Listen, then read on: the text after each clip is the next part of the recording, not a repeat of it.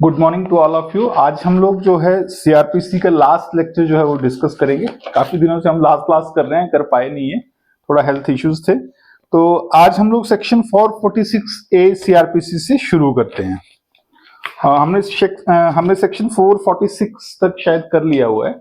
तो section 446A CrPC बोलता है कि जमानतनामा और जो मुचलका है उसको रद्दी करने की, मतलब उसको फॉरफिट करने का प्रोसीजर क्या होगा।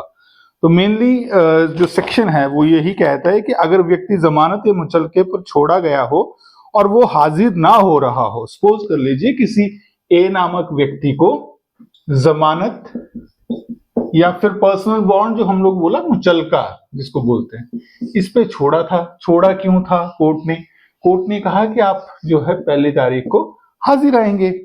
अब ये महाशय जो है ए जो है इंटेंशनली जो है वो पहली तारीख को हाजिर नहीं आते हैं, तो कोर्ट क्या करेंगी? कोर्ट ये जो जमानत और मुचलका होगा इसको जब्त कर लेगी और इसमें जितना भी अमाउंट जो रहा होगा, हमने डिस्कस किया था कि कोर्ट जमा भी करा सकते हैं या बोल सकते हैं कि इतना अमाउंट जो है वो जमा कराएंगे। अगर हाजिर नहीं आए, सपोज कर दीजिए इसमें 5,000 है, तो उसको रद्द जब करेगा तो उसको फॉरफिट कर लेगा 5,000 को। अब होगा क्या अल्टीमेटली?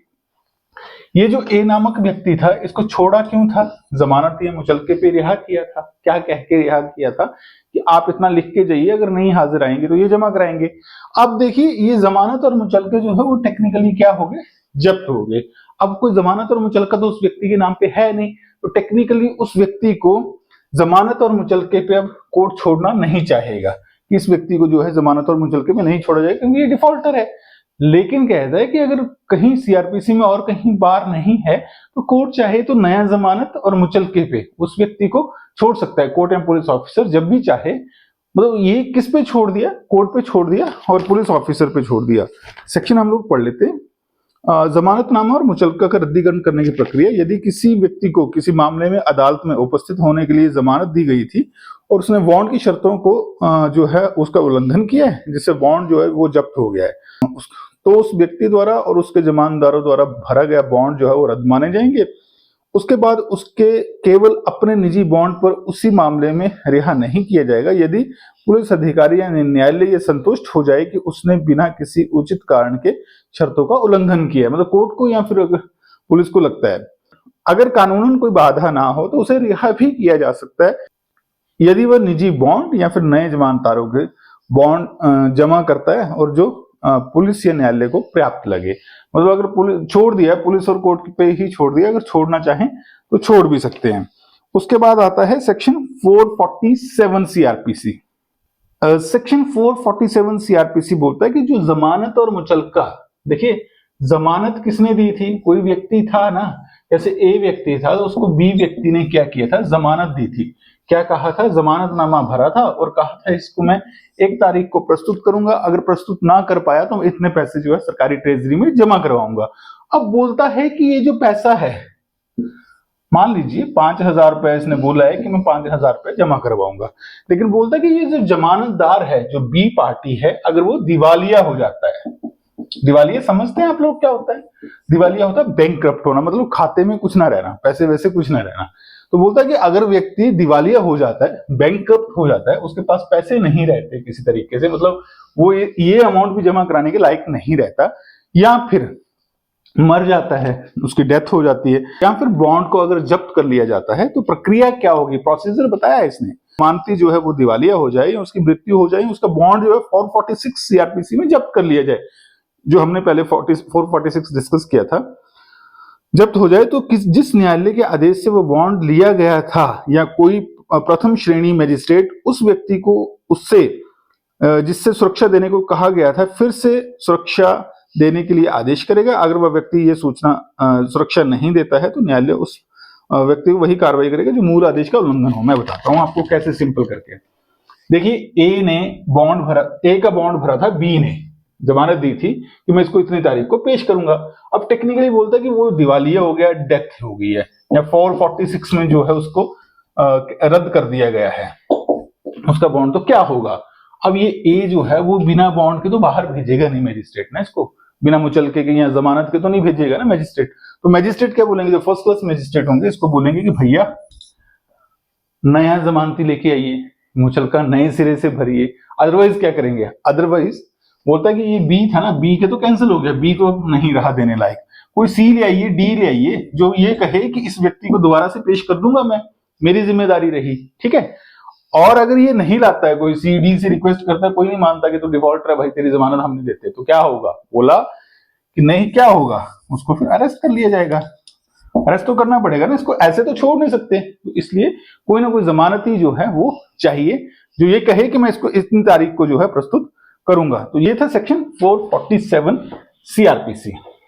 छोटी छोटी सेक्शंस हैं, ज्यादा कहानी नहीं है, थोड़ा समझने की बात है। आप अगर बेयर लैंग्वेज पे जाओगे, किताब को पढ़ोगे तो किताब आपको कंफ्यूज करेगी, तो आप ज्यादा कंफ्यूज नहीं होना है, थोड़ा थोड़ा हमने डिस्कस करना है, और थोड़ा सा बुक से पढ़ो तो आपको जो है वो क्लियर हो जाएगा। 448 बोलता है कि नाबालिग से बॉन्ड नहीं भरवाया जाएगा। देखिए, हमने आपको कहा कि जमानत और जो मुचलका है ना, ये मेजर आदमी से भरवाया जाएगा। मेजर कौन होता है, जिसकी उम्र 18 साल होगी, ठीक है। तो 448 बोलता है कि जब भी न्यायालय को लगेगा कि किसी नाबालिग से बॉन्ड भरवाना है या फिर जमानत दिलवानी है, तो उसके गार्जियन से करवाएगा। गार्जियन कौन होता है, जो उसकी देखरेख करता है, या उसके पेरेंट्स से करवाएगा, जो उसकी देखभाल करने में जो है अंगेज्ड है, ठीक है जी। तो बोलने का मतलब है कि जो नाबालिग है वो जमानत और बॉन्ड को नहीं भरेंगे, उसका जो गार्जियन होंगे वो भरेंगे। मतलब कोर्ट को जब भी लगेगा या पुलिस ऑफिसर को जब भी लगेगा कि किसी नाबालिग से जो है वो बॉन्ड भरवाना है, तो बेटर है उससे नाबालिग से भरवा के, नाबालिग से ना भरवा के उसके किसी गार्जियन से या पेरेंट से जो है वो बॉन्ड भरवाया जाए या जमानत ली जाए। उसके बाद आता है सेक्शन 449 सीआरपीसी। वो बात करता है अपील के लिए। कहता है कि जो अपील होगी ना, कौन सी, 446 में जो कार्यवाही करी ना न्यायालय ने, उसकी जो अपील होगी, जो मैजिस्ट्रेट के ऑर्डर के अगेंस्ट अपील होगी, वो कोर्ट ऑफ सेशंस में होगी, ठीक है जी। और जो कोर्ट ऑफ सेशंस होंगे उनकी अपील हायर कोर्ट में होगी। मतलब जो कोर्ट ऑफ सेशंस होते हैं उनके आदेशों की जो है अपील जो है वो हाई कोर्ट में की जाती है। तो सेक्शन क्या बोलता है, थोड़ा सा डिस्कस कर लेते हैं। 449 सीआरपीसी, सेक्शन 446 सीआरपीसी के अंतर्गत पारित आदेशों के विरुद्ध अपील। धारा 446 सीआरपीसी के तहत जो भी आदेश पारित किए जाएंगे, जैसे बॉन्ड की जब्ती वगैरह, उनके विरुद्ध अपील की जा सकती है। यदि आदेश किसी मजिस्ट्रेट द्वारा दिया गया है तो उसकी अपील सत्र न्यायालय में की जाएगी। यदि आदेश सत्र न्यायालय द्वारा पारित किया गया तो उसकी अपील उच्चतर न्यायालय द्वारा, मतलब हाई कोर्ट में की जाएगी। उसके बाद आता है सेक्शन 450 सीआरपीसी, कुछ विशेष बॉन्ड पर बकाया राशि वसूलने का अधिकार। अब 450 सीआरपीसी में कहता है कि सेशन या हाई कोर्ट ने किसी को बॉन्ड किया था, 450 सीआरपीसी है, इसमें कोर्ट ऑफ सेशंस ने या फिर हाई कोर्ट ने जो है किसी की बॉन्ड की बकाया राशि को जो है वो वसूल करना है, तो इसके आदेश जो है मजिस्ट्रेट को दे सकेंगे कि आप जो है ए नामक व्यक्ति से उसका बॉन्ड या फिर जो जमानत है उसने आने के लिए भरा था, हमारे समक्ष प्रस्तुत होने के लिए बॉन्ड या जमानत जो भी दिया था, लेकिन वो प्रस्तुत नहीं हुआ, तो उसका जो जमानत जो राशि है, वो जो 5,000 रुपए वो लिख के गया था, उसको जो है जब्त कर लिया जाए। और जब्त कौन करेगा, ऑनरेबल हाई कोर्ट तो जाएंगे नहीं ना, कोर्ट ऑफ सेशंस में नहीं जाएंगे, वो मैजिस्ट्रेट को आदेश करेंगे, मैजिस्ट्रेट आगे प्रक्रिया अपनाएंगे और उसमें जो है जब्त कर लेंगे। तो सेक्शन 450 सीआरपीसी ये कहता है। उसके बाद हमारा चैप्टर 34 जो है इसमें शुरू हो जाता है। सेक्शन 451 सीआरपीसी, जो प्रॉपर्टी का डिस्पोजल है, वो हम लोग डिस्कस कर लेते हैं। कंफ्यूज नहीं होना, बहुत ज्यादा इजी जो है हम लोग इन सेक्शंस को बनाने वाले हैं। सेक्शन 451 सीआरपीसी बात करता है कि ट्रायल के दौरान जो विचारण हो रहा है न्यायालय में, विचारण के दौरान अगर कोई प्रॉपर्टी न्यायालय के पास प्रस्तुत की जाती है तो न्यायालय ये फैसला लेंगे कि उस प्रॉपर्टी का जो है डिस्पोजल कैसे किया जाए, मतलब वो प्रॉपर्टी किसको दी जाए संभालने के लिए। तो वो आदेश करते हैं जो एसएचओ को, इंचार्ज मालखाना को, इसको जो है मालखाने में संभाल के रखा जाए। कई राज्यों में ये रिवाज है कि सेक्शन 451 सीआरपीसी में ट्रायल जब स्टार्ट होता है तो वो जो केस प्रॉपर्टी होती है केस की, मतलब चार्जशीट में जो है न्यायालय को बता दिया जाता है कि महोदय वो जो प्रॉपर्टी है वो आपके प्रस्तुत की जा रही है, तो न्यायालय जो है उसमें आदेश करते हैं कि इस प्रॉपर्टी को मालखाना में रखा जाए, पुराने मालखाना में रखा जाए। सेक्शन 451 सीआरपीसी सेक्शन क्या बोलता है, ट्रायल के दौरान संपत्ति की निगरानी और निस्तारण के आदेश। जब किसी आपराधिक मामले में अन्वेषण या सुनवाई के दौरान कोई संपत्ति अदालत के सामने प्रस्तुत की जाती है तो अदालत ये आदेश देगी कि उस संपत्ति को सुनवाई पूरा होने तक सुरक्षित कैसे रखा जाए। जैसे हमने डिस्कस किया कि इंचार्ज मालखाना को बता देंगे। यदि वह जल्दी संपत्ति खराब होने वाली है, जैसे फल फ्रूट वगैरह या कुछ और है, कोई चीज की है, तो उसको तुरंत नीलामी कर दी जाएगी। ऑब्वियस है, उसको मालखाने में रख के कोई फायदा तो है नहीं, सड़ेगी वो प्रॉपर्टी। तो उसको क्या करेंगे, इमीडिएटली नीलामी होगी और नीलामी करके जो पैसा आएगा उसको पब्लिक ट्रेजरी में जमा करा दिया जाएगा, सरकारी जो ट्रेजरी होती है उसमें जमा करा दिया जाएगा। अदरवाइज अगर प्रॉपर्टी जल्दी खराब होने वाली नहीं है तो उसको संभाल के रखा जाएगा और कहा जाएगा किसी भी जो इन्वेस्टिगेटिंग ऑफिसर है या एसएचओ को जो है इस प्रॉपर्टी को जो है संभाल के रखा जाए। और बोलता है कि प्रॉपर्टी क्या होगी, स्पष्टीकरण में इस सेक्शन में कहा गया है कोई भी वस्तु या दस्तावेज जो अदालत में प्रस्तुत किया गया हो या अदालत की कस्टडी में हो, वह दूसरे में बोलता है वह संपत्ति जिससे अपराध हुआ हो या अपराध में प्रयुक्त हुई हो। मतलब सपोज कर लीजिए एक्सीडेंट हुआ है किसी का, तो जो पुलिस ने जो गाड़ी सीज करी है उसके डॉक्यूमेंट्स प्रस्तुत होंगे। हमने जब 102 सीआरपीसी पढ़ी थी, हमने कहा था जो जिस प्रॉपर्टी को फिजिकली ले जाना प्रस्तुत करना मैजिस्ट्रेट के पास मतलब पॉसिबल ना हो तो उसको जो है डॉक्यूमेंट्स लेके जाएंगे, मैजिस्ट्रेट कहेंगे कि इसको प्रॉपर्टी को वहां रखा जाए।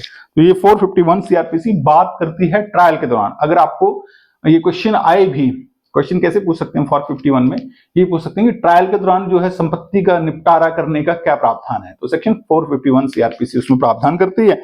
उसके बाद बोलता है सेक्शन 452 सीआरपीसी। 451 में जो है ड्यूरिंग ट्रायल था और जो 452 है ये जो है आफ्टर ट्रायल है।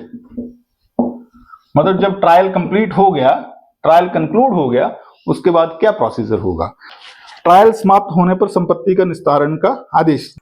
जब किसी आपराधिक अदालत में जांच में ट्रायल समाप्त हो जाता है तो अदालत निम्नलिखित में से कोई भी आदेश कर सकती है संपत्ति या दस्तावेज को नष्ट करने के लिए। पहले तो बोल सकती है डिस्ट्रॉय कर दीजिए। सपोज कर लीजिए किसी ने जो है नारकोटिक्स सीज किया था, हमने सुना होगा कि भांग वगैरह जो है वो पुलिस सीज करती है और पहले तो प्री ट्रायल डिस्पोजल हो जाता था। अगर सपोज कर लीजिए प्री ट्रायल डिस्पोजल नहीं हुआ, ट्रायल के दौरान भी डिस्पोजल नहीं हुआ, तो ट्रायल कंक्लूड होने के बाद उसका जो है ऑर्डर कर दिया जाता है कि इसको नष्ट कर दिया जाए। ठीक है, एक छोटा सा एग्जांपल हमने ले लिया। तो जैसे ट्रायल कंक्लूड हुआ, अदालत ने कहा कि ठीक है हमारे काम की नहीं है प्रॉपर्टी, जो काम था वो हो गया, आपने पेश करनी थी आपने पेश कर दी, हमने इसके बेस पे अपराधी को सजा भी सुना दी, इसको नष्ट कर दिया जाए। तो उसको क्या किया जाएगा, पुलिस द्वारा नष्ट कर दिया जाएगा। एग्जाम्पल है।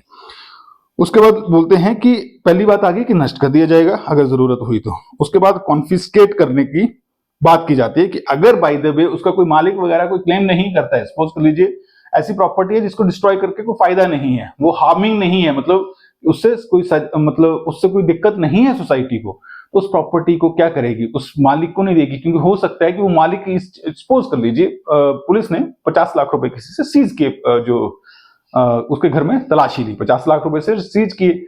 अब पुलिस ने उसको पूछा कि इसका सोर्स क्या है भैया, 50 लाख रुपए कहां से आए, तनख्वाह तो तेरी 10,000 रुपए है, 50 लाख कहां से आए। तो अब वो मालिक जो है वो एक्सप्लेन नहीं कर पाएगा कि मैंने 50 लाख इकट्ठे किए, तो मतलब वो अपराध से कमाया हुआ पैसा है।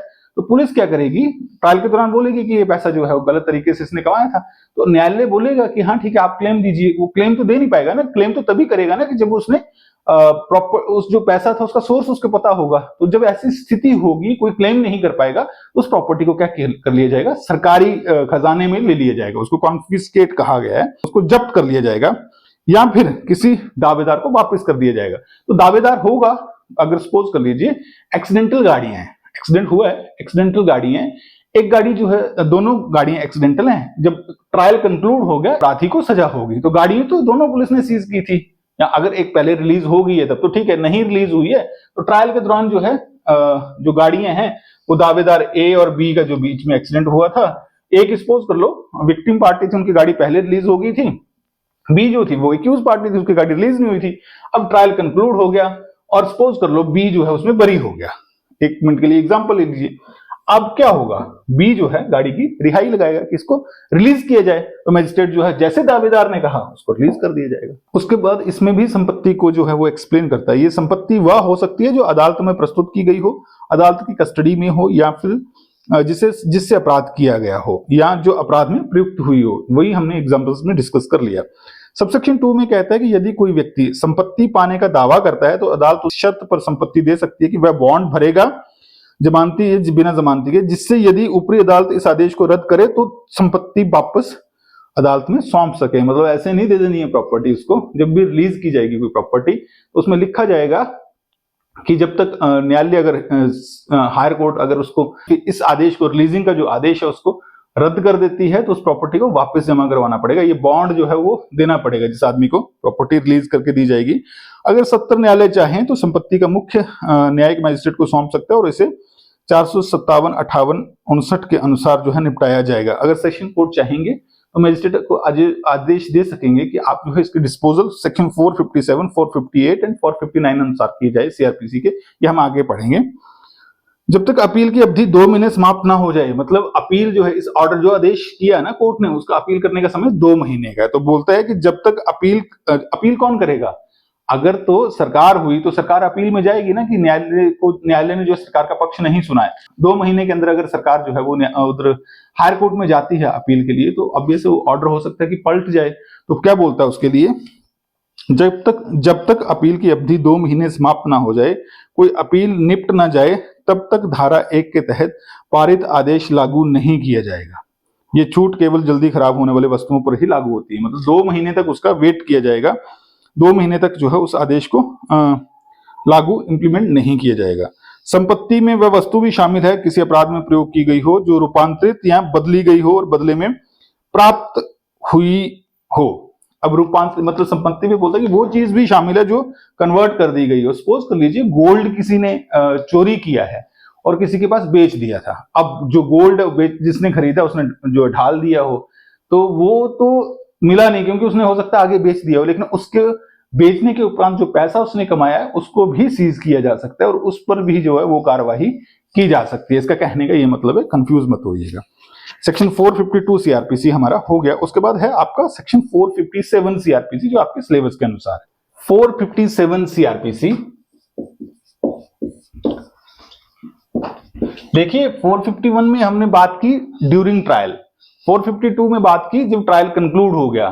तो हमने जब सेक्शन 173 पढ़ा था तो हमने कहा था कि पुलिस क्या करेगी, एफआईआर दर्ज करेगी और उसके बाद चार्जशीट बनाएगी। चार्जशीट उन केसों में बनाएगी यहां पर एविडेंस सफिशिएंट हो, लेकिन अगर चार्जशीट नहीं बनाई है तो क्लोजर रिपोर्ट बनाएगी। क्लोजर रिपोर्ट कहां बनाएगी? जहां पर एविडेंस नहीं है। कैंसलेशन कहां बनाएगी? जहां पर लगता है कि घटना घटित ही नहीं हुई है। यूटी कहां बनाएगी? अनट्रेस रिपोर्ट कहां बनाएगी? जहां पर अपराधी ना मिला हो। अबेटेड चालान कहां देगी? जहां पर अपराधी मर गया हो। अगर तो चार्जशीट बनी है तब तो प्रॉपर्टी 451 में या फिर 452 में डिस्पोज हो जाएगी। लेकिन सपोज कीजिए कि अगर क्लोजर रिपोर्ट बनी है, कैंसलेशन बनी है, यूटी बनी है, अबेटेड चालान बना है, तब तो प्रॉपर्टी पेश ही नहीं हुई ना न्यायालय में। प्रॉपर्टी जब्त तो हुई थी लेकिन प्रॉपर्टी प्रस्तुत नहीं हुई कोर्ट में, क्योंकि ये सारी चीजें जो हैं अभी पेंडिंग बची हुई हैं। ये अभी न्यायालय में जाती हैं लेकिन केस प्रॉपर्टी नहीं जाती। तो उसके लिए उसने प्रावधान बनाया सेक्शन 457 सीआरपीसी का। और ये चीजें तो है ही हैं। सेक्शन 52 सीआरपीसी में जो आपने वेपन जब्त किया था एक्यूज से, 102 में जो अगर प्रॉपर्टी सीआरपीसी में अगर आपने प्रॉपर्टी जब्त की है, कोई प्रॉपर्टी ऐसी जो क्लोजर रिपोर्ट में है, कोई प्रॉपर्टी ऐसी है जो कैंसलेशन में है, कोई प्रॉपर्टी ऐसी जो यूटी में है, कोई प्रॉपर्टी ऐसी जो अवेटेड चालान में है, वो सेक्शन 457 में प्रस्तुत की जाएगी न्यायालय में। सेक्शन बोलता है कोई पुलिस अधिकारी किसी संपत्ति को जब्त करता है और इसकी रिपोर्ट मैजिस्ट्रेट को करता है और वह संपत्ति किसी आपराधिक अदालत में जांच या ट्रायल के दौरान प्रस्तुत नहीं की गई हो। तो वही बात जो मैं आपसे डिस्कस कर रहा हूं कि ये ट्रायल में तो पहुंची नहीं ना, क्लोजर रिपोर्ट ट्रायल में नहीं पहुंची, कैंसलेशन ट्रायल में नहीं पहुंची, यूटी जो है वो ट्रायल नहीं पहुंचा, अवेटेड चालान जो है वो ट्रायल में नहीं पहुंचा। ट्रायल हुआ होता तो हम तो 451-52 में बात करते। तो बोलता है कि तो मैजिस्ट्रेट ये निर्णय ले सकेंगे कि उस संपत्ति का क्या किया जाए, वह संपत्ति किसे दी जाए, या अगर हकदार का पता ना हो तो वह संपत्ति किसकी कस्टडी में रखी जाए। ये डिस्पोजल करना है सेक्शन 457 सीआरपीसी में। डिस्पोजल कैसे होगा वो भी डिस्कस कर लेते हैं। अगर हकदार व्यक्ति का पता हो तो मैजिस्ट्रेट उचित शर्तों के साथ उसको सौंप देंगे। सीधी सी बात है, अगर पता है कि इसकी प्रॉपर्टी है, कंडीशंस लगाएगा, जब भी जरूरत होगी प्रस्तुत करेगा, बात खत्म, ले जा भाई। ठीक है, 457 में हो गया। लेकिन अगर हकदार का पता ना हो तो बोलता है मैजिस्ट्रेट उस संपत्ति को अपने पास रख सकता है या एक घोषणा कर सकता है, प्रोक्लामेशन कर सकता है कि 6 महीने तक दावेदारी प्रस्तुत की जाए। दावेदार इस प्रॉपर्टी का है वो 6 महीने के अंदर अंदर आए और अपनी प्रॉपर्टी को ले जाए, न्यायालय के समक्ष जो है प्रस्तुत होकर अपनी प्रॉपर्टी को ले जाए। तो सेक्शन 457 सीआरपीसी किसकी बात करता है? आप जब सेक्शन पढ़ेंगे तो आपको कंफ्यूजन होगा। कोर्ट बोलेगा जो ट्रायल में नहीं प्रस्तुत की गई, ट्रायल के बाद प्रस्तुत नहीं की, वैसी संपत्ति के लिए जो है वो ये प्रावधान है। तो मैंने आपको बता दिया जो प्रॉपर्टी आपने 52 सीआरपीसी में जब्त की, 102 सीआरपीसी में जब्त की, अगर वो ट्रायल में नहीं पहुंची क्योंकि 173 की जो चार्जशीट इसमें नहीं बनी, तो कौन सी प्रॉपर्टी हुई? वो जो क्लोजर रिपोर्ट में गई, जो कैंसिलेशन में गई, जो यूटी में गई, जो अवेटेड चालान में गई, या अन्य ऐसी प्रॉपर्टी जो ट्रायल तक नहीं पहुंची, वो जो है 457 सीआरपीसी की बात करते हैं। तो ये था सेक्शन 457 सीआरपीसी आपका। उसके बाद आता है आपका सेक्शन 458 सीआरपीसी। 458 सीआरपीसी अब इसमें बोलता है कि 457 में क्या बोला उसने कि 6 महीने के अंदर जो है वो दावेदारी प्रस्तुत करें। तो सेक्शन 458 सीआरपीसी बोलता है यदि कोई दावा करने वाला 6 महीने के अंदर सामने नहीं आता तो प्रक्रिया, अगर आएगा 6 महीने के अंदर 457 में तो क्या होगा? न्यायालय प्रॉपर्टी दे देगा उस व्यक्ति को। लेकिन अगर नहीं आएगा तो बात तो अधूरी रह गई थी ना 457 में, तो उसने पूरी की 458 में और कहता है कि यदि किसी जब्त की गई संपत्ति पर 6 महीने के भीतर कोई व्यक्ति दावा नहीं करता है और जिस व्यक्ति के पास वह संपत्ति पाई गई थी वह ये नहीं बता पाता कि वह संपत्ति वैध तरीके से प्राप्त की गई थी, वही बात आ गई ना, तो मजिस्ट्रेट आदेश दे सकेगा कि वह संपत्ति राज्य सरकार के अधीन चली जाए। राज्य सरकार उस संपत्ति को बेच सकती है और बिक्री से प्राप्त राशि को नियमों के अनुसार उपयोग में लाया जाएगा। सीधी सी बात है कि 6 महीने के अंदर कहा जाएगा कि ठीक है आप संपत्ति को जो है ले जाएं अपनी को, प्रोक्लामेशन कोर्ट ने कर दिया। तो 2 व्यक्ति आते हैं, ए और बी। तो जो ए है वो बोलता है कि ठीक है साहब मेरा जो 10 लाख रुपया था वो मैंने बेटी की शादी के लिए अपने पीपीएफ फंड से निकाल के रखा हुआ था अपने घर में, ठीक है जी। तो जो पुलिस आई, पुलिस ने जो है उसको जब्त कर लिया और इसको जो है मुझे नहीं दिया, तो कोर्ट क्या कहेगी कि इसका वैलिड वो बताओ ट्रांजैक्शन। तो वो अपने पीपीएफ जो रिपोर्ट है उसको प्रस्तुत कर देता, कोर्ट अध्ययन करता कि नहीं ठीक है 10 लाख रुपया यार इसने अपने पीपीएफ अकाउंट से निकाला और बैंक से निकाल के अपने पास रखा है। तो कोर्ट क्या करेगी? ए को पैसा हस्तांतरित कर देगी। अब बी आता है, इसको कंडीशन को आप भूल जाइए। बी आता है, बोलता है जी साहब जो 10 लाख रुपया है वो मेरा है, ये जो जब्त किया हुआ है आपने प्रोक्लामेशन की है 457 सीआरपीसी में, मुझे दे दिया जाए। तो उस न्यायालय बोलेगा वैलिड जो है उसका ट्रांजैक्शन बताओ कि आपके पास ये पैसा कहां से आया। वो नहीं बता पाएगा कि वो पैसा जो है वो प्रोसीड्स ऑफ क्राइम है, अपराध से कमाई गई संपत्ति का है। तो न्यायालय इसको पैसा नहीं देगा जब तक ये ट्रांजैक्शन नहीं बता पाया कि इसके पास पैसा कहां से आया। तो इसको ना देके तो न्यायालय क्या करेगा? वो गवर्नमेंट ट्रेजरी में पैसा चला जाएगा। ठीक है साहब, ये है सेक्शन 458 सीआरपीसी। उसके बाद सेक्शन 458 सीआरपीसी के सब क्लॉज 2 में कहता है कि ऐसे किसी आदेश के खिलाफ अपील की जा सकती है। ये फाइनल फैसला नहीं है न्यायालय का, उस अदालत में यहाँ आमतौर पर मजिस्ट्रेट के निर्णयों के खिलाफ अपील की जाती है। मजिस्ट्रेट का आदेश है तो हायर कोर्ट में जो है अपील उसके खिलाफ की जा सकती है। सेक्शन 458 का सबसेक्शन 2 जो है सीआरपीसी का कहता है। 458 सीआरपीसी मुझे लगता है कि आपको क्लियर होगी। अब आता है सेक्शन 459 सीआरपीसी में।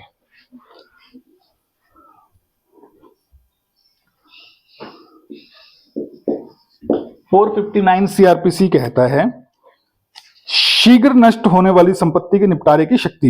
अब 458 में जो है संपत्ति शीघ्र नष्ट होने वाली नहीं थी, 459 में बोलता है कि शीघ्र जो संपत्ति नष्ट होने वाली है, सपोज कर दीजिए कोई गाड़ी जो है वो पुलिस ने सीज की है, उसमें सब्जी भरी पड़ी है या जो है फल फ्रूट भरे पड़े हैं, तो पुलिस क्या करेगी? पेश करेगी मजिस्ट्रेट साहब के पास। तो वो संपत्ति अगर 3-4 दिन रुक गई तो सड़ जाएगी। तो मजिस्ट्रेट क्या करेंगे? तुरंत उसका निपटान करेंगे। कैसे करेंगे? उसको बेच के, नीलाम करके, और जो पैसा आएगा वो क्या करेंगे? सरकारी ट्रेजरी में जमा करा देंगे, या जो भी प्रावधान जो है सेक्शन 457, 458 में जो पहले किए गए वैसे उसका निपटान जो है कर सकेंगे। ये सेक्शन 459 सीआरपीसी कहता है। लेकिन ये संपत्ति जो है वो बोलता है 500 रुपए से कम होनी चाहिए। बहुत सीमित सी जो पार है वो है। वो सेक्शन क्या बोलता है वो देख लेते हैं। शीघ्र नष्ट होने वाली संपत्ति के निपटाने की शक्ति किसी जब्त की गई संपत्ति का मालिक अज्ञात हो या उपस्थित ना हो और वह संपत्ति जल्द नष्ट होने वाली हो। अगर तो उपस्थित होगा तब तो उसको दे दी जाएगी ना। या मैजिस्ट्रेट को ऐसा लगे कि उस संपत्ति को बेचना मालिक के हित में होगा या संपत्ति का मूल्य 500 रुपए से कम होगा। ठीक है, अलग अलग प्रोविजंस हैं इसमें। तो मैजिस्ट्रेट किसी भी समय उस संपत्ति को बेचने का आदेश दे सकेगा। ऐसी बिक्री से प्राप्त राशि पर धारा 457 और 58 के प्रावधान लागू होंगे, सरकारी ट्रेजरी में जमा करा दिया जाएगा। तो यहां तक अपनी प्रॉपर्टी का डिस्पोजल जो है वो कंप्लीट हो गया। 459 तक जो है अब हम लोग पढ़ेंगे लिमिटेशन। सेक्शन 468 सीआरपीसी, अध्याय जो है आपका 36 है ये सीआरपीसी का। सेक्शन 468 सीआरपीसी, सेक्शन का हेड बोलता है परिसीमा समय पूरा होने के बाद संज्ञान लेने पर प्रतिबंध। मतलब संज्ञान कौन नहीं लेगा? न्यायालय नहीं लेगा। इस सेक्शन का मैं आपको प्रावधान बताऊं कि ये क्यों रखा गया है। जो छोटे मोटे अपराध होते हैं उसमें लोगों को जल्दी जो है वो न्याय मिले। छोटे मोटे अपराध हमने इसमें देखने कौन से हैं, अप टू 3 इयर्स हैं। ऐसे मामले जहां पर सजा जो है 3 साल तक है, वहां उन मामलों पर जो है सेक्शन 468 जो है काम करता है। एक चीज और बता दूं, 3 साल से सजा ऊपर हुई नहीं तो 468 वहां पर खत्म हो जाता है। 468 वहां पर काम नहीं करता। अगर कोई पूछता है कि 468 के प्रावधान कौन सी धारा पर लागू हो, कौन से अपराधों पर लागू होंगे, ऐसे अपराध यहां पर सजा जो है वो 3 साल तक है। इस संहिता, जब तक इस संहिता में कहीं और प्रावधान ना हो, कोई भी अदालत अपराध का संज्ञान नहीं ले सकती जो इस धारा की उपधारा 2 में बताए गए समय सीमा के बाद दर्ज किया गया हो। मतलब समय सीमा काल जो है कब से शुरू होता है? रजिस्ट्रेशन से शुरू होता है। वो 469 भी मैं थोड़ा सा आपको बता दूंगा, उसमें डिस्कस कर लेंगे। समय सीमा की अवधि जो है इस प्रकार होगी, यदि अपराध जुर्माने से दंडनीय है। अगर ऐसा अपराध है जिसमें सिर्फ फाइन है, यहां पे हम लोग थोड़ा चार्ट बना लेते हैं, इसमें फाइन है सिर्फ, तो 6 महीने तक, ठीक है। और अगर 1 साल तक है सजा तो 1 साल तक संज्ञान ले पाएगा। और अगर 1 साल से 3 साल तक है तो 3 साल तक संज्ञान ले पाएगा। अब ये गणना जो है वो कब से होगी आपने ध्यान में रखना है। इसके लिए अगर गणना देखनी है, देखिए सेक्शन 468 सीआरपीसी सिंपल सा क्या फंडा बोलता है कि न्यायालय जो है वो उन मामलों में संज्ञान नहीं लेंगे जहां पर परिसीमा काल जो है वो समाप्त हो चुका है। अब संज्ञान क्या होता है? संज्ञान होता है प्रोसेस शुरू करना। उसमें आपने प्रस्तुत किया, पुलिस ने जो है चार्जशीट प्रस्तुत किया, न्यायालय देखेंगे कि इसमें मामला बनता है और उसमें प्रोसेस शुरू कर देंगे, समन जो है वो जारी कर देंगे। जैसे न्यायालय ने समन जारी किया, इसको कहा जाएगा कि ये संज्ञान उन्होंने ले लिया, मतलब ट्रायल शुरू हो गया।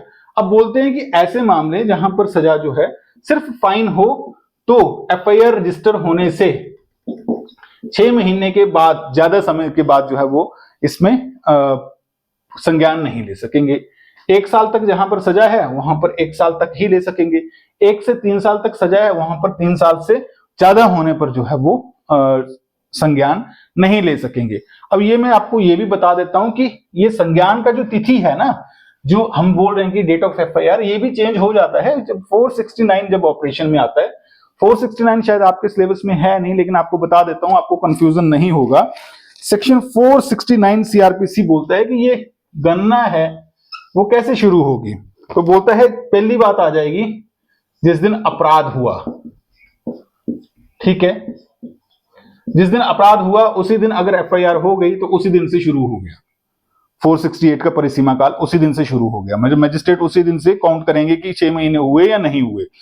अभी बोलता है कि अपराध हुआ लेकिन पीड़ित को उसकी जानकारी नहीं मिली थी। सपोज कर लो किसी ने किसी की प्रॉपर्टी चुरा ली छोटी बहुत, उसको तो पता चला 8 महीने के बाद, तो वो तो उसका एफआईआर करा नहीं ना पाया, तब तो उसका लिमिटेशन खत्म हो गया। न्यायालय बोलेंगे हम तो चलाएंगे नहीं जी केस। तो न्यायालय तो लॉ मेकर्स जो है उन्होंने बड़ा ब्यूटीफुली प्रावधान रखा और कहा कि जिस दिन पीड़ित को जानकारी मिलेगी, पीड़ित को अपराध की जानकारी चाहे मिली हो जब मर्जी, लेकिन अपराध हो गया उसके साथ, उसको पता नहीं था लेकिन जानकारी उसको लेट मिली है, तो उस दिन से काउंट कर सकेंगे। पहला बोला था कि अपराध हुआ जिस दिन, अगर उसी दिन पता चल जाता तो उसी दिन काउंट कर लेंगे। या फिर पीड़ित को जिस दिन से जानकारी हुई अपराध की उस दिन से काउंट कर लेंगे। और ये भी ना होगा तो अगर किसी ने चोरी की संपत्ति लेकिन उसने एफआईआर बेशक करा दी लेकिन अभियुक्त का पता ही नहीं चला कि किसने चुराई है, तो तीसरा पॉइंट वो आगे लेके आता है कि जब अभियुक्त के बारे पता चला हो, आप देखेंगे कि इसमें जो है बहुत लंबा समय जो है इसमें चल सकता है। जब अभियुक्त के बारे पता चले किसको, चाहे वो कंप्लेनेंट हो चाहे वो पुलिस हो, ठीक है, अभियुक्त के बारे पता ही नहीं चल रहा था, पता चला तब से उस दिन से जो है परिसीमा काल शुरू हो जाएगा। लेकिन ये जो परिसीमा काल है, ये सारी चीजें जो हैं, ये तीन चीजें आपने ध्यान में रखनी है। अगर अपराध जिस दिन हुआ उसी दिन अगर बंदे को पता चल गया जिसके साथ अपराध हुआ है तो उसी दिन से शुरू हो जाएगा, वो उसी दिन कंप्लेंट कर देगा। और पीड़ित के अपराध की जानकारी जिस दिन उसको जो है पीड़ित को अपराध की जानकारी हुई कि मेरे साथ जो है भाई अपराध हो गया, मुझे तो पता ही नहीं था कि मेरी चोरी हुई, चोरी करके ले गया कोई संपत्ति, और या फिर जब अभियुक्त के बारे में पता चले, इन तीनों चीजों से जो है परिसीमा काल शुरू हो जाता है। ये जो तीन मामले तो हैं इसमें तो अपराध की जानकारी दी गई, लेकिन जो कॉन्टिन्यू अपराध चलते हैं, सपोज कर लीजिए कुछ अपराध इस महीने हुआ, कुछ फरवरी में हुआ, कुछ मार्च में हुआ, कुछ अप्रैल में हुआ, कुछ मई में हुआ, मतलब जो डोमेस्टिक वायलेंस वगैरह के केसेस हुए, एक महिला के साथ जनवरी में भी जो है वो मारपीट हुई, फरवरी में भी हुई, मार्च में भी हुई, जून में भी हुई, अगस्त में भी हुई, दिसंबर में भी हुई, तो यहाँ पे परिसीमा काल कब शुरू होगा ये तो कंफ्यूज करता है ना।